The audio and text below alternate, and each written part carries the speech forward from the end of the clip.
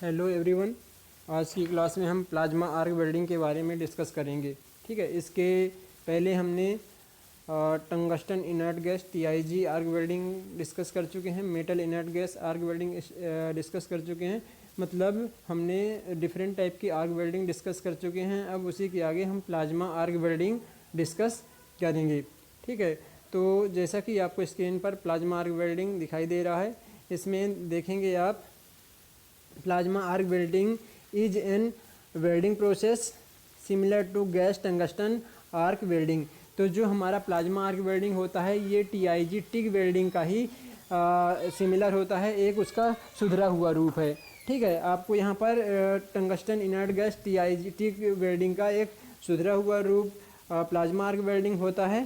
ठीक है, ये जो tungsten inert gas arc welding है इससे ये कुछ इस प्रकार से डिफरेंट होता है कि इसमें जो इलेक्ट्रोड है ये टॉर्च के अंदर इसको फिक्स किया जाता है। ठीक है, और ये जो हमारा प्लाज्मा आर्क वेल्डिंग में जो वेल्डिंग होती है ये गैस के द्वारा सील्ड कर दी जाती है। गैस का इन्वेलप मतलब सील्डिंग इन्वेलप बन जाता है, जिससे हमारा जो वेल्डिंग पूल है वो डायरेक्ट एयर के कांटेक्ट में नहीं आ पाता है। फिर हम इसके कंपोनेंट के बारे में डिस्कस करेंगे। तो जो हमारे कंपोनेंट क्या क्या हम कंपोनेंट इस्तेमाल करते हैं, tungsten electrode, work piece, water cool torch और DC सप्लाई।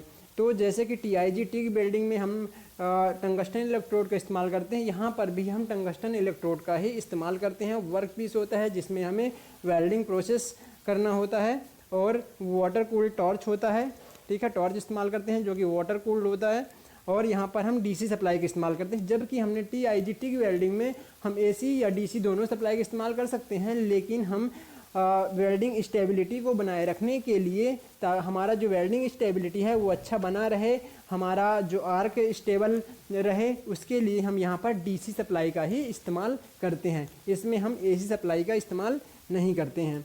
ठीक है, तो यहाँ पर आपको डायग्राम दिखाई दे रहा है। हम डायग्राम के माध्यम से हम इसके कंपोनेंट्स को देखेंगे। तो देखिए हमारे ये वर्क पीस है जिसमें हमें वेल्डिंग किया जाना है। ठीक है, ये हमारा वर्क पीस है। ठीक है, फिर इसके बाद में हम देखेंगे ये हमारा, देखो ये वाटर कूल्ड टॉर्च है, यहाँ पर टॉर्च दिख रहा है। टॉर्च के अंदर हमने बताया ना कि टॉर्च के अंदर जो है इलेक्ट्रोड को फिक्स किया जाता है। ये आपका टंगस्टन इलेक्ट्रोड है जो कि टॉर्च के अंदर वाले भाग में ये फिक्स कर दिया जाता है। ठीक है, अब यहाँ पर प्लाज्मा इस्तेमाल होता है, आर्क के लिए प्लाज्मा का इस्तेमाल किया जाता है। और मैं प्लाज्मा की बात करूँ तो प्लाज्मा क्या है, एक अति तप्त, ठीक है, हाई हॉट आयोनाइज्ड गैस होती है प्लाज्मा। ठीक है, जब हम बहुत ज़्यादा हीट कर देते हैं, गैस को हीट कर देते हैं तो वो आयोनाइज्ड हो जाती है और उसी से प्लाज्मा बन जाता है। ठीक है, जिसका इस्तेमाल यहाँ पर आर्क को पैदा करने के लिए किया जाता है। तो क्या होता है, गैस होती है, गैस को हम हीट देते हैं जिससे आयन इलेक्ट्रॉन्स जो होते हैं और एक्साइटेड एटम होते हैं ये प्लाज्मा का निर्माण करते हैं, जो कि यहाँ पर आर्क को प्रोड्यूस करने के लिए इस्तेमाल की जाती है, आर्क को लगातार बनाए रखने के लिए इस्तेमाल की जाती है। ठीक है, यहाँ पर जो प्लाज्मा का जो टेम्परेचर होता है वो लगभग 28,000 डिग्री सेल्सियस से 30,000 डिग्री सेल्सियस होता है। मतलब जो प्लाज्मा के द्वारा आर्क प्रोड्यूस किया जाता है उस आर्क का जो हीट होती है ये 28,000 डिग्री सेल्सियस से 30,000 डिग्री सेल्सियस तक होती है। ठीक है, तो कुछ इस प्रकार से इसमें जो स्मॉल ऑरिफिस होता है, यहाँ पर स्मॉल ऑरिफिस होता है जिससे हमारा जो आर्क है वो कंस्ट्रिक्टेड होता है। ठीक है, आर्क हमारा कंस्ट्रिक्टेड यहाँ पर प्राप्त होता है। यहाँ पर देखिए और गैस ऑरिफिस है। ठीक है, फिर इसके बाद में आपको ये दिखाई दे रहा है, यहाँ पर आपको सेंट्रल टंगस्टन इलेक्ट्रोड होता है, यहाँ पर टंगस्टन इलेक्ट्रोड होता है। ठीक है, तो आप यहाँ पर नॉन कंज्यूमेबल टंगस्टन इलेक्ट्रोड भी बोल सकते हैं। जैसे हमने TIG में नॉन कंज्यूमेबल टंगस्टन इलेक्ट्रोड का इस्तेमाल करते हैं, उसी प्रकार से यहाँ पर भी नॉन कंज्यूमेबल टंगस्टन इलेक्ट्रोड का इस्तेमाल किया जाता है। यहाँ पर नोजल होता है जहाँ से आर्क को कंस्ट्रिक्टेड करके उसको वर्क पीस में भेजा जाता है। ठीक है, सील्डिंग गैस होती है सील्डिंग गैस का जो आर्गन गैस का हम इस्तेमाल करते हैं सील्डिंग के लिए। ठीक है, और जो हमारी प्लाज्मा गैस होती है, प्लाज्मा गैस के लिए हम आर्गन हीलियम या हाइड्रोजन या फिर आर्गन हीलियम का मिक्सर या फिर आर्गन हाइड्रोजन को हम प्लाज्मा के लिए इस्तेमाल करते हैं। ठीक है। तो जो प्लाज्मा के लिए जो गैस इस्तेमाल की जाती है वो जनरली आर्गन और हाइड्रोजन का इस्तेमाल करते हैं, क्योंकि जो हाइड्रोजन होता है वो हमको बहुत अधिक मात्रा में हीट प्रोवाइड करता है। तो मोस्टली इस्तेमाल होने वाला जो प्लाज्मा गैस है वो आर्गन और हाइड्रोजन का इस्तेमाल किया जाता है, ठीक है। तो कुछ इस प्रकार से आपको यहाँ पर डायग्राम में विजुअल हो रहा है, ठीक है। तो यहाँ पर जो इस्तेमाल हो रहा है ये शील्डिंग गैस है, ये हम इनर्ट गैस का इस्तेमाल करते हैं, आर्गन का जनरली इस्तेमाल करते हैं, ठीक है। जो हमें हमारे वेल्डिंग पूल को, जो वेल्डिंग प्लेस को, वेल्डिंग वर्क पीस को हमें हमारे जो आर्क है उससे बाहरी एटमॉस्फेयर के कांटेक्ट में ना आए उसके लिए शील्डिंग प्रदान करता है। इसमें आप आवश्यकता के अनुसार आप फिलर मटेरियल का भी इस्तेमाल कर सकते हैं। तो ये ऑप्शनल होता है, ज़रूरी नहीं है इसमें फिलर मटेरियल की ऑलवेज आवश्यकता नहीं होती है, लेकिन अकॉर्डिंग टू नीड हम यहाँ पर इस्तेमाल कर सकते हैं, ठीक है। यदि आवश्यकता है तो इस्तेमाल कर सकते हैं। यहाँ पर डीसी सप्लाई का इस्तेमाल किया जाता है, ठीक है। यहाँ पर हाई फ्रिक्वेंसी जनरेटर होता है। अच्छा, यहाँ पर क्या होता है कि ये चीज़ आप ध्यान रखेंगे, जो हमारा वर्क पीस होता है इसको हम पॉजिटिव सप्लाई देते हैं, ठीक है, और जबकि जो हमारा इलेक्ट्रोड होता है उसको हम नेगेटिव सप्लाई देते हैं, ठीक है। मतलब जो बैटरी का पॉजिटिव वर्क पीस से और नेगेटिव हम इलेक्ट्रोड से कनेक्ट कर देते हैं। तो कुछ इस प्रकार से आपको यहाँ पर डायग्राम दिखाई दे रहा है। फिर मैं इसकी इन्वेंशन की बात करूँ तो जो इसका इन्वेंशन हुआ था 1953 में, रॉबर्ट एम गेज नामक वैज्ञानिक ने, साइंटिस्ट ने इसका इन्वेंशन किया था 1953 में, रॉबर्ट एम गेज, ठीक है। लेकिन मैं टीआईजी की बात करूं, टिग वेल्डिंग की, तो ये 1942 में रसल मेरेडिथ नामक वैज्ञानिक ने इसका इन्वेंशन किया था। 1942 में टिग हुआ था इन्वेंशन, और जो प्लाज्मा आर्क वेल्डिंग है ये 1953 में इसका इन्वेंशन हुआ था।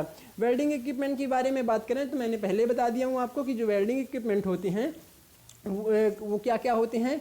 एक टॉर्च होता है, ठीक है, नोजल होता है जो हमारे आर्क को कंस्ट्रिक्टेड करता है, फिर यहाँ पर एक टंगस्टन इलेक्ट्रोड होता है, वर्क पीस का इस्तेमाल करते हैं, और हम यहाँ पर डीसी सप्लाई का इस्तेमाल करते हैं, ठीक है। यहाँ पर जो इलेक्ट्रोड होता है वो टंगस्टन का इलेक्ट्रोड इस्तेमाल किया जाता है, ठीक है। फिर इसमें फिलर मटेरियल का भी हम इस्तेमाल कर सकते हैं यदि आवश्यकता है तो, ठीक है। यहाँ पर आर्क को कंस्ट्रिक्टेड किया जाता है, जो आर्क होती है वो सिलेंडर के फॉर्म में, जो सिलेंडर होता है उसके फॉर्म में यहाँ पर आर्क बन जाती है, ठीक है। फिर इसके बाद में हम बात करें कि जो पेनिट्रेशन, तो इसमें डीप पेनिट्रेशन होता है, ये डीप पेनिट्रेशन आपको दिखाई दे रहा है, और ये जो हमारा आर्क का डीप पेनिट्रेशन होता है ये काफ़ी नीचे जाकर नैरो हो जाता है, ठीक है। और जो इसकी डेप्थ होती है ये 12 से 18 mm तक की डेप्थ तक ये वेल्डिंग प्रोसेस कर सकता है, ठीक है। फिर हम एनर्जी कंसंट्रेशन की बात करें तो इसमें एनर्जी कंसंट्रेशन काफ़ी अधिक होता है, ठीक है। एनर्जी कंसंट्रेशन इसमें अच्छा होता है, ठीक है। फिर मेटल डिपोजिशन जो रेट होता है इसमें काफ़ी फास्ट होता है, ठीक है। जो मेटल डिपोजिशन रेट है ये टीआईजी टिग वेल्डिंग की अपेक्षा काफ़ी फास्ट होता है और काफ़ी अधिक होता है, ठीक है। फिर इसमें हम नोजल ऑरिफिस की ज़रूरत की बात करें, नोजल ऑरिफिस, तो नोजल ऑरिफिस की यहाँ पर ज़रूरत पड़ती है और इसको समय समय पर रिप्लेस भी करना होता है, ठीक है, हमें प्लाज्मा आर्क वेल्डिंग में। फिर इसका उपयोग हम मटेरियल के कटिंग वगैरह में इस्तेमाल कर सकते हैं। जो हार्ड ब्रिटल मटेरियल होते हैं, हार्ड ब्रिटल मटेरियल, उनको कटिंग करने के लिए भी प्लाज्मा आर्क वेल्डिंग का इस्तेमाल किया जाता है, ठीक है। अब जैसे बात करें टीआईजी जो होता है, TIG welding, tungsten inert gas arc welding, तो उसमें हमें स्किल्ड लेबर की या ऑपरेटर की आवश्यकता होती है, लेकिन इसमें तो एक्सपर्ट, स्किल्ड तो ठीक है, एक्सपर्ट की आवश्यकता होती है, क्योंकि ये थोड़ा सा काफ़ी सेंसिटिव इसमें केस होता है, इसमें बहुत ही सावधानी से वेल्डिंग करना होता है, ठीक है। तो यहाँ पर एक्सपर्ट की आवश्यकता होती है, जो ऑपरेटर होते हैं वो काफ़ी एक्सपर्ट होते हैं, ठीक है। फिर हम पावर सप्लाई की इस्तेमाल बात करें तो इसमें डीसी पावर सप्लाई का इस्तेमाल होता है, जबकि टीआईजी जो टिग वेल्डिंग है उसमें डीसी और एसी दोनों का इस्तेमाल किया जा सकता है। और जो इसकी वेल्डिंग क्वालिटी है ये काफ़ी हाई होती है, ठीक है, बहुत अच्छी वेल्डिंग क्वालिटी इसमें क्रिएट होती है।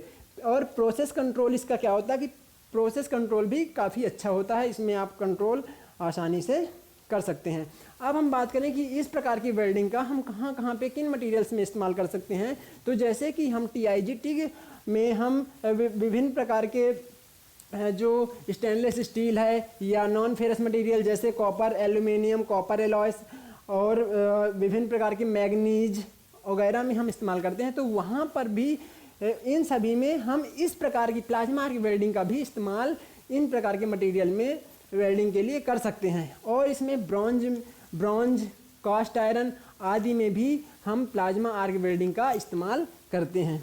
ठीक है, तो कुछ इस प्रकार से हम प्लाज्मा आर्क वेल्डिंग का उपयोग करते हैं, कुछ इस मटेरियल में ऐसे करते हैं। यहाँ पर भी आपको एक डायग्राम दिखाई दे रहा, प्लाज्मा आर्क वेल्डिंग पा। ठीक है, प्लाज्मा आर्क गैस क्या होती है? प्लाज्मा आर्क गैस मैंने बता दिया हूँ कि जो आर्गन हीलियम हाइड्रोजन या फिर आर्गन हीलियम या आर्गन हाइड्रोजन का इस्तेमाल किया जाता है। तो मोस्टली यहाँ पर आर्गन हाइड्रोजन का इस्तेमाल यहाँ पर प्लाज्मा गैस के लिए किया जाता है। जो गैस शील्डिंग है, यहाँ पर इनर्ट गैस आर्गन का इस्तेमाल करते हैं। ठीक है, यहाँ पर देखिए ये आर्क पैदा हो रही है, आर्क जो कि कंस्ट्रिक्टेड होती है, यहाँ पर कंस्ट्रिक्टेड आर्क है। ठीक है, और जो इसमें डीप पेनिट्रेशन होता है। ठीक है, कंस्ट्रिक्टेड वाटर कूल्ड नोजल ये होती हैं, नोजल ये होती हैं जो कि आर्क को कंस्ट्रिक्ट करने का कार्य करते हैं। ठीक है, तो कुछ इस प्रकार से ये आपका नॉन कंज्यूमेबल टंगस्टन इलेक्ट्रोड यहाँ पर इस्तेमाल किया जा रहा है। डीसी सप्लाई है जो कि पॉजिटिव वर्क पीस के साथ में और नेगेटिव इलेक्ट्रोड के साथ में जोड़ दिया जाता है। तो कुछ इस प्रकार से आपको प्लाज्मा आर्क वेल्डिंग का कंस्ट्रक्शन एंड वर्किंग है। ठीक है, थैंक यू।